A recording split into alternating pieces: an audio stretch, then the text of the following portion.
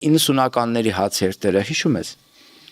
Փոքր էի, բայց հիշում եմ։ Հա, ես շատ լավ եմ հիշում, այն ժամանակ տալոնով էին, հա, հացը տալիս, մի հատ սև էր հասնում, մի հատ սպիտակ հաց էր հասնում։ Գիշերով գնում էին, Գիշերով հերթեր էին կանգնում, ցորենի խնդրեմ կար։ Այն ժամանակ 88 թվականին ոմանք ասում էին մենք պետք է փոխվենք Ռուսաստանից, որպեսզի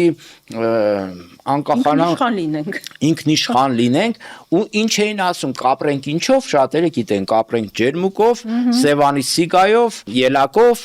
ազնվամորով եւ այլն։ Նույնիսկ ակադեմիկոս ա եղել, որ հելել հայտարարել է, որ ծիրանի կուտը մեզ կպահի։ Ծիրան ծախելով կապրեն։ Այդ ծիրանը նախ Ռուսաստան են ծախում, էլի։ Այն ժամանակ այդպիսի իրացիոնալ մտքերով եկան, գործարանների դեմ միտինգներ, ատոմակայանի մոտ միտինգ էին անում, պահանջում էին փակել ատոմակայանը։ Փակեցի։ Տեսեք ինչի մեջ հայտնվեցինք։ Հացի հերթեր, հովարային անջատումներ, վերադարձել էին քարե դար։